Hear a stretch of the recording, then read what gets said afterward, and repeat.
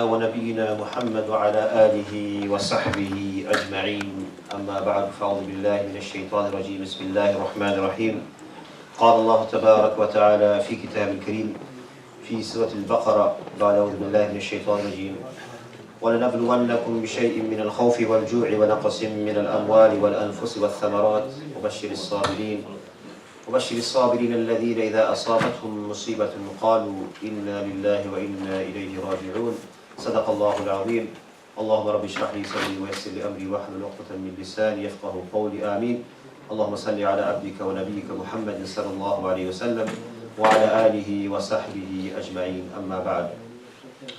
Brothers and sisters in Islam, today the topic of the halaqah is an interesting one, but also it is an important one, which is why we chose this topic of mental health, illnesses from an Islamic perspective. And this is something which I will try to split into two parts. The first one will be today, which will be approximately 25 to 30 minutes long. And then next week we'll carry on with the solutions for the problem. So today I will focus on the problems, and then next week we will try to discuss what are the solutions to this illness. As with any illness, it is first upon us to determine the seriousness of the issue and obviously how big this issue is amongst our community. So for this I would like to do a small survey amongst the brothers who are here and the sisters who are downstairs, very, very quickly, just to ask myself and all of you that is there anyone of who you know in your family or your relations or your friends who suffers from cancer, and either they're still alive or they have returned to the Rabb subhanahu wa ta'ala. Anyone put their hands up? Anyone know anyone who suffered with cancer? Their family and the family, yes, so a few brothers here. So if I ask you the same question, that do you know anyone from your family or your friends that who suffers from any type of mental health issue, like for instance depression, psychosis, they suffer from, sometimes we call it the jinn athar or the evil eye. I mean, I'm sure you have heard somebody in your family who suffered from this. Put your hand up if you know of anybody. Okay, so we all, most of us put our hands up for both the cancer and the mental health issue. May Allah subhanahu wa ta'ala protect us from both these illnesses. Because both these illnesses, if you look at them, one of them is something which we take quite seriously, which is cancer. And when somebody says he's got cancer or he or she suffers from cancer, we don't say to them that, go and make dua to Allah subhanahu wa ta'ala for shifa. Rather we say to them that go and take the medication and then have the reliance on Allah subhanahu wa ta'ala. So what I'm trying to say is the same must be said regarding any mental health issue which is diagnosed by the doctor, or sometimes it is undiagnosed. It is not diagnosed for a long time, for many months or years, which leads to further problems. And this is something which I will try to clarify today, is what does Islam say about all illnesses, but in particular, what does it say about mental health illness, the hidden illness, I call it, the illness which is unseen. Because if you see a person, he's got some ailment, he might not be well in his body, he may have a broken hand, he may not be looking very well, or he may be just not on his normal routine. But when he has something inside him hidden, then it is difficult to diagnose this illness. And this is where really the roles of ourselves, of the community, takes place. This is where we should step in and raise awareness, firstly, of this illness, that it is an illness. It shouldn't be looked down at any time. We shouldn't say to someone who's suffering with mental health illness that just go and make dua to Allah subhanahu wa ta'ala, go and do tawbah. Your sins are great, that's why you are suffering. Because in the ayah which I recited in the Salat al-Isha, وَلَنَبْلُوَنَّكُمْ بِشَيْءٍ مِّنَ الْخَوْفِ وَالْجُوعِ وَنَقْصٍ مِّنَ four things Allah subhanahu wa ta'ala tells us that you are guaranteed you are going to suffer with this. If you're human, you will suffer with this. The first one, وَلَنَبْلُوَنَّكُمْ بِشَيْءٍ مِّنَ الْخَوْفِ, fear. Fear of what? Fear of poverty. fear of losing your children, fear of losing your parents. These are all fear which you have in your heart. What am I going to earn tomorrow? Yeah, where am I going to sleep tonight? All these are fears in your heart. Wal-ju'i, you're going to feel that I'm hungry. What am I going to eat tomorrow? Kal kya khayenge? Aaj abhi kya khayenge? So these are all fears in your heart. وَنَقْسٍ مِّنَ الْأَمْوَالِ وَالْأَنفُسِ وَالثَّمَرَاتِ. So you will have loss in your wealth, in your health, and in your property. Whatever you own, your business, your houses, your car, Allah subhanahu wa ta'ala tells us that for sure, what this sigha is for certainty, and it's in the future. That whenever you are going to live in this dunya, you will have the 5 things which you will have some loss in these 5 of your most precious items. You know, your children, your family, your property, whatever you own, is the most precious to a human being. But then Allah tells us the solution to this problem.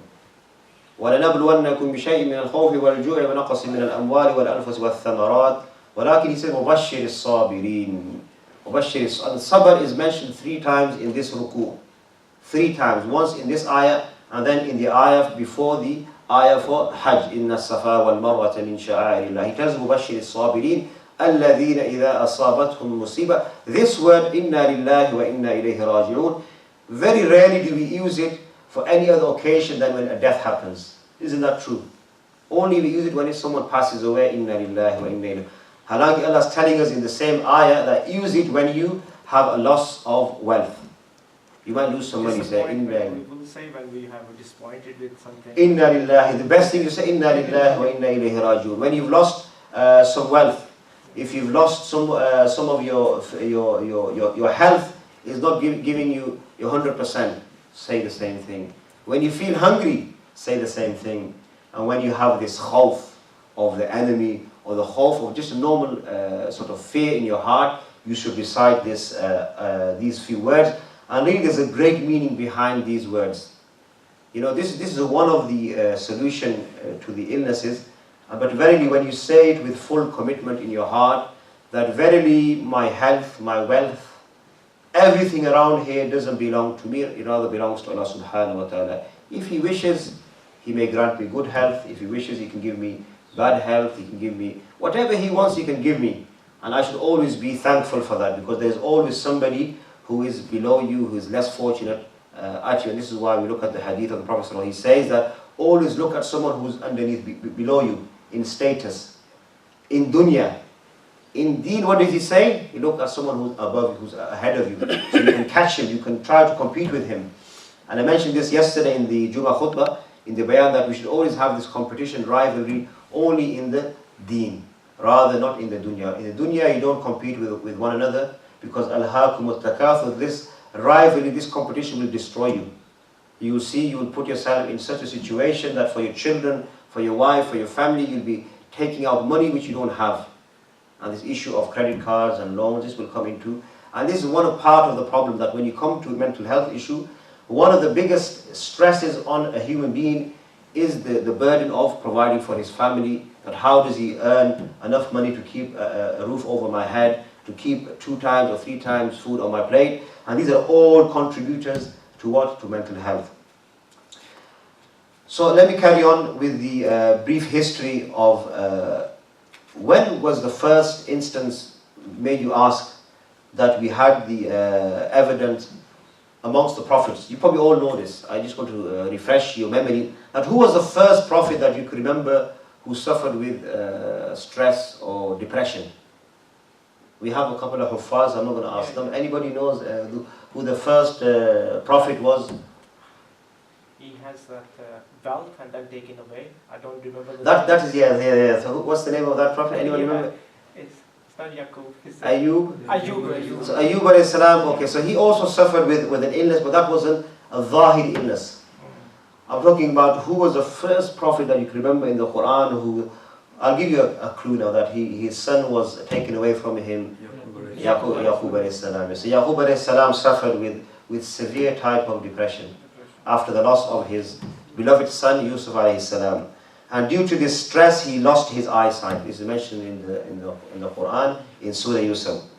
Also, we have another example now. This was something I mentioned in my, I've given two bayans on this, one in this masjid, one in Newborn. And I mentioned our Prophet ﷺ, Muhammad ibn Abdullah, that he also had a year which he suffered two great losses.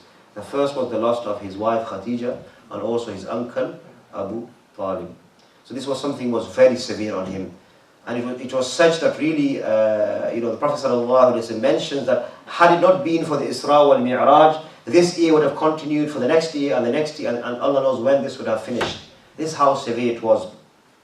But Allah subhanahu wa ta'ala had a plan for him, and that plan was that, yeah, you will suffer this year, but the following year I'm going to give you something bigger.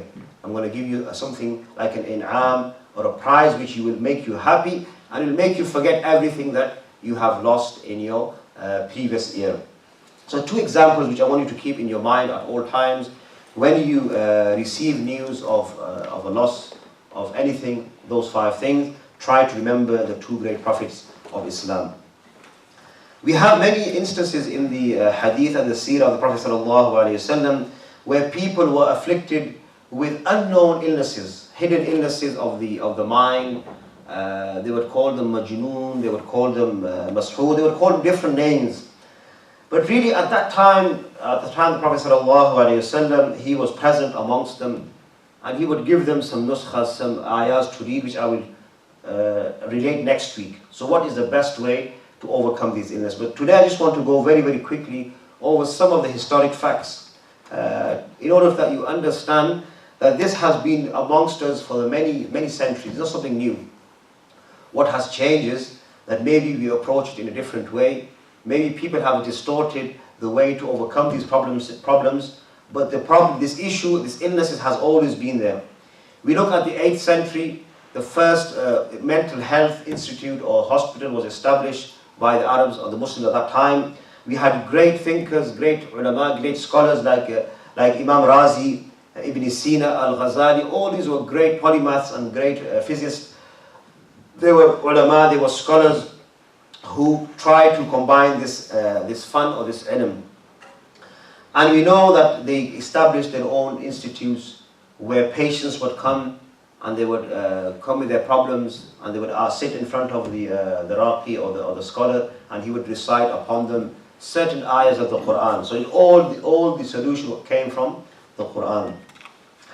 And we have an instance when once there was a caliph who became unwell, and he calls Imam Razi to try to rectify this issue.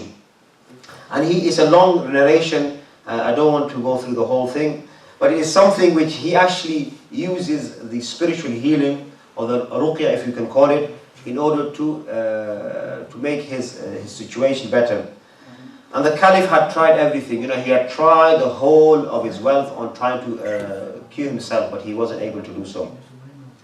And he does a few experiments with raising his temperature and then decreasing it, and vice versa. So he does some physics, and this is something which Razi, he manages to, in the end, to cure him from his issue. And he pays him a lot of money for this, and he shows his gratitude towards the Imam al-Razi. Ibn Sina has also something similar, and in Europe he is known as Avicenna, and he was born in the late 900th century, 980 to 1037, and he was a Farsi Persian polymath, and he's one of the great thinkers amongst the Muslims and also amongst the non-Muslims as well. And really he was experimenting on people, that how they react in different scenarios. And he would recommend something which would later on come known as the theory of the fallen man, or the falling man. And how he would connect them, it's quite a detailed demonstration, but he would bring the person in front of him, and he would exercise both his physical and his mental health in order to check what sort of state this person was in. And then he would match the two, that where there is increase in one or there is decrease in the other. And then he would recommend that either the person would use some medicine to balance this out, or he would use normal Quranic spiritual healing in order to bring the balance. And how he would do it, if there was a physical issue, he would use medicine, he would use hot and cold techniques. If it was a spiritual issue, he would use the Quran as a healing. And some of the things which all these three great thinkers, what they found, and this is something which even the Western psychology is based on this notion. You know, when you go to the doctor and you tell him, oh, doctor, I suffer from, I'm hearing things, for instance, or I'm seeing things which shouldn't be there. Medicine, very rarely do they actually give you something for that issue. They usually give you something to relax you, or to make you feel that you are more calm. And this is what Ibn Sina he introduced in his technique. And there were four principles which he summarizes. All three of them, four of them, they summarize four principles, which I want to touch upon before moving on to the next part. And that is that the mind and the soul, they're not separate. They are one part of the body.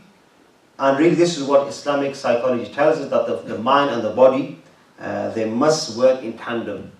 Where there is an imbalance in either the body or the soul, this is where you see the person start to react. And he tells us that we look at the world, we perceive the world through the connection, through the body and the soul. So we know by seeing, but ultimately it is the soul or the qalb which actually processes everything. And a lot of the work happens inside. This is really what our Prophet ﷺ tells us about the heart, that when the heart is fine-tuned, the rest of the body. So he really focuses on the heart. So the first thing he mentioned is that the heart must be fine-tuned, in other words. And he tells us really the third thing is the one which I want to emphasize, that sometimes you are unaware of our emotions, what's happening in our mind. Yeah, and this actually, is control of our behavior. So if we are unaware of our emotions, ultimately we don't control our behavior. So what is he saying? He's saying, I know it's a bit twisted, it's basically saying that your mind is the ultimate controller, or your heart is the ultimate controller of what you do with your limbs. Okay? And he tells us the final thing, which is really the icing on the cake. He says that the emotions, they come before you even think about anything. Allah Ta'ala tells us in the hadith of Prophet Sallallahu Alaihi Wasallam, Allah knows what you're about to think even before it's actually thought. This is how much qudra He has. What these scholars are saying, that the emotions, what you have, the anger, the happiness, feeling, sad, these actually come before you even think about them. So when you're thinking about them, they're already what? They're already present in your mind. So strong emotions, this is where the problem is now. This is where I want to finish on this. This is quite a lengthy discourse. This is actually a 2-day course which we did a few years ago. And I remember the tutor, he was actually going on about this part for a whole day. That how the emotions, the strong emotions or weak emotions, they can change our thinking about something. So say we have weak emotions, that will affect how we act in our daily life. So all these four scholars, what they're saying, these are Islamic scholars, they are saying to you that before punching yourself with medication and with all these calmers and all these sort of sleeping tablets, yes, you might need that at some stage in your life when it becomes too much. Because what happens is that if the strong emotions are controlling your whole life, you need something to calm you down. Because otherwise your emotions are not going to be under control. So they are saying basically in a nutshell that you have your heart and you have the emotions which go around it. Now if these emotions are controlled and they're good emotions, your heart will be at peace. And ultimately when your heart is at peace, the rest of your body will work in a good manner as prescribed by Prophet Sallallahu Alaihi Wasallam and the Quran of Allah Subhanahu Wa Ta'ala. So this is really the summary. I will clarify any of this which if it's not clear when we come to the summary later on, inshallah ta'ala. So we know there were hospitals and there were many institutions who dealt with mental health. The Quran touches upon the nafs. So when they are talking about emotions here, they are referring to issues of the nafs. And the nafs is something, subhanAllah, we have in the Quran 3 types of nafs. Does anyone remember the names of the nafs in the Quran? before I proceed with that. There are 3 types of mashallah, Sheikh, yes? Nafs Ammara. Mashallah. Okay, what is nafs ammara? So just, I'm not going to put you on the spot, just a rough explanation. What is nafs ammara? You just have He a... doesn't know, it's like a child, he doesn't know good or bad. Acha, very good, excellent, yeah. So nafsul ammara, and the next one? Nafs al-Lawwama. Yeah. Nafs al-Mutmainna. So nafsul lawwama is which one? He knows good and bad. He knows. He knows good and bad and he chooses good and bad. Very good. Nafsul mutmainna? He doesn't do any bad, he only does good. Alhamdulillah, very good. Subhan, good answer. So nafs al-ammara is the dictating nafs from imara, the one who basically he needs security, and this basically involves your basic needs of your daily life, your food, yeah, your coming, you're working as a job, you're going to school. So all these are your basic necessities of life. And these are basically your security. So this is where Allah SWT talks about وَالْجُوعِ وَالْخَوْفِ إِنَّ النَّفْسَ لَأَمَّارَةٌ بِالسُّوءِ, except for the one Allah subhanahu wa ta'ala has. So the nafs ammara is actually is more inclined towards su, towards bad, except for the one Allah subhanahu wa ta'ala allows you to control it. So this is إِلَّا مَنْ رَحِمَ رَبِّي. So the one which Allah subhanahu wa ta'ala allows you to control, it will keep in control. Nafs al-ammara. Nafs al-lawwama is also the one which is always conscious of what's going on. He's curious. He wants to know what's going on. Like the brother mentioned, he wants to know what is good and what is bad. Yeah, nafs al-lawwama. And then the last one, which is the one which you always should be striving for. This is the one which is mentioned in which surah? Nafs al-mutma'inna. Anyone have any idea? You've done the 30th Sipara, haven't you? Which surah is it? Ya ayyatuhan nafsul mutma'inna irji'i. Any? If you get this one right, your dad's going to buy you a burger afterwards. Or a milkshake. Which surah is this? Do you know, young man? Ya ayyatuhan nafsul mutma'inna irji'i ila rabbiki radiyatan. Have a think about it. If you get the answer within 5 minutes, your dad will buy you a milkshake, inshallah. Nafsul mutma'inna is the nafs which is happy, is satisfied. His itminan, he has, and this is really the nafs which we should always be hoping for. And when we make dua for a good life, for a good nafs, we always ask for nafs al-mutmainna, a nafs which is happy and is peaceful. The basic thing is that it is at peace. So basically the balance is fine-tuned, and Allah subhanahu wa ta'ala is allowing you to control the body, but first He's allowing you to control the mind, the emotions. Nafsul mutma'inna. And this is something which the later scholars, they further clarified, that what are the techniques, which I will go into next week, inshallah, what are the techniques that we can practice ourselves, and we can make ourselves stronger in able to controlling our nafs. We always say that, my nafs is not allowing me to do so and so. My nafs is weak, my iman. So don't confuse nafs with iman. A lot of time we have patients, we have brothers and sisters who suffer with mental health issue. We tell them your iman is low. No, don't say that to them. Don't say that to them. That is actually wrong. What you are doing, you're throwing them from the pan into the fire. If you say that to them, your iman is weak. Never say that. Or you say to them, go make dua, you are unclean, you are not doing your prayers. Yes, that might be an issue, that they're not coming to the masjid, they're not praying. They are being negligent of not just the prayers, of everything. They're not going to work. They're sat at home. They've locked themselves up. They're behaving in an odd way. So these are all signs you need to look out for. That if your family member is acting out of his normal routine, they need to step in and need to ask, is everything okay? And that's really where a lot of the help comes, the self-help comes into. Yes, Wal Fajr, mashallah, they beat you. So his dad will have to buy him a milkshake now. I'm going to buy him. A boy, okay, for buy him then, mashallah, jazakallah.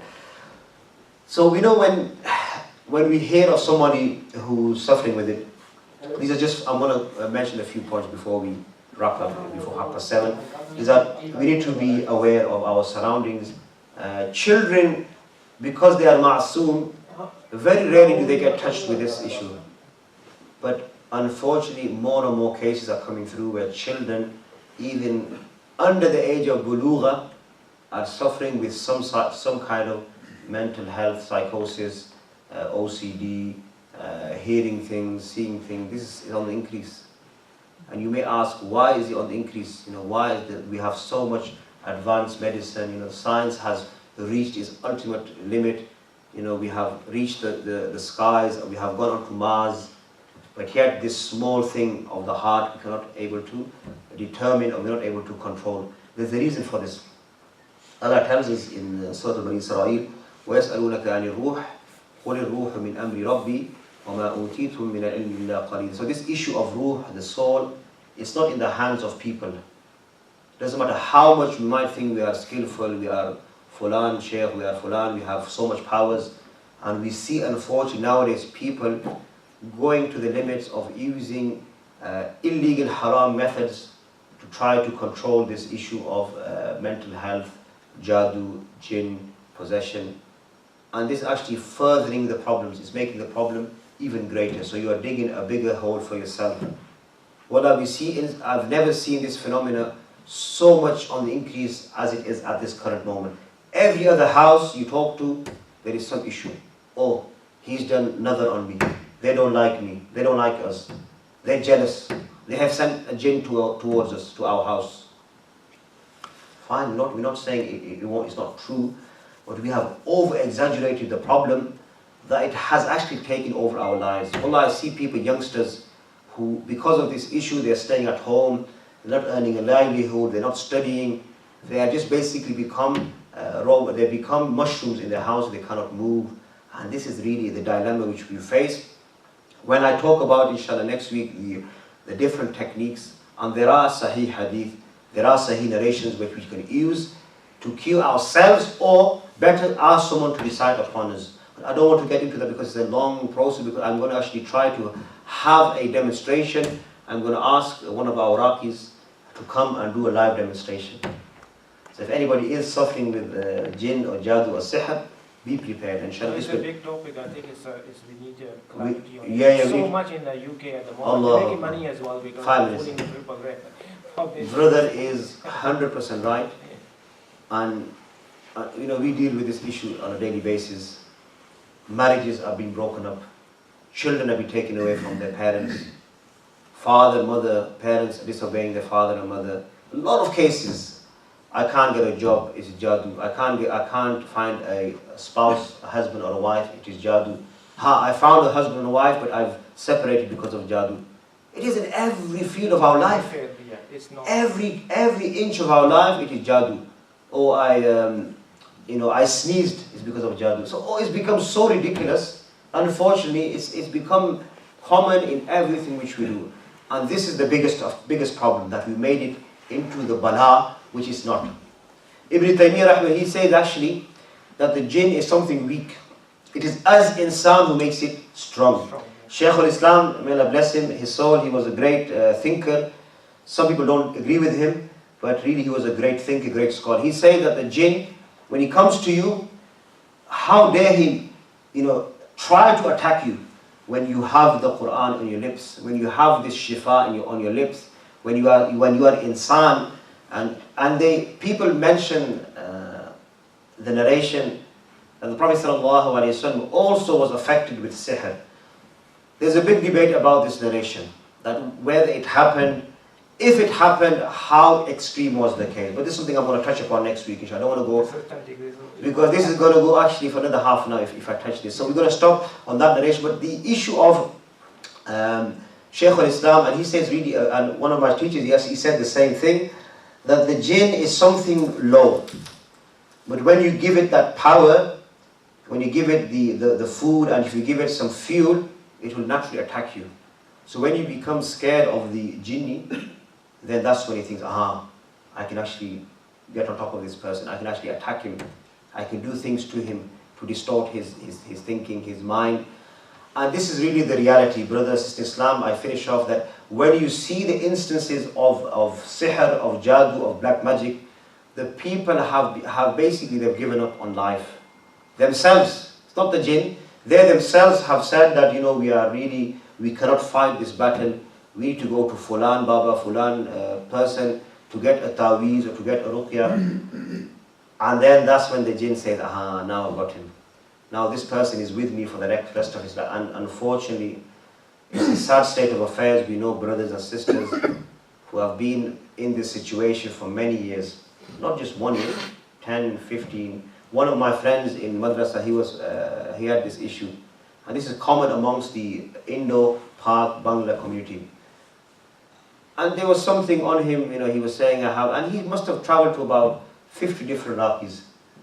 And in the end, he finished his studies, and I think, alhamdulillah, he managed to cure himself through the recitation, through the dua. He got married, he settled down, and the jinni himself ran away from him because he'd become such a good person, such a great, he turned his life around. And there are things which we need to take care of, like basic cleanliness, being in the state of wudu, not going to the certain places at night time, keeping away from alcohol. That's what I mentioned yesterday in my bayan, that drugs, alcohol, pornography, these are all things which we need to address at the right time, because these all contribute to our problems. So you're trying to cure yourself, but you are still continuing with sinning, not just minor sins, major sins. And this is something which will not help you. The ruqya will not help you unless you come and help yourself. This is where I will finish off. That is very, very important on mental health patients.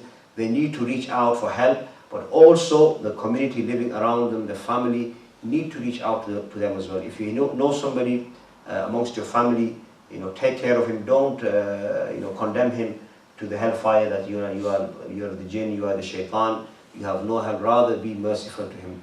Be as the Prophet ﷺ was always, Ar-Rahimuna yarhamuhum Rahman tabarak wa ta'ala, irham man fil ard, yarhamukum man fil sama. I finish with this hadith that Prophet ﷺ, the Rahman, he is the most gracious.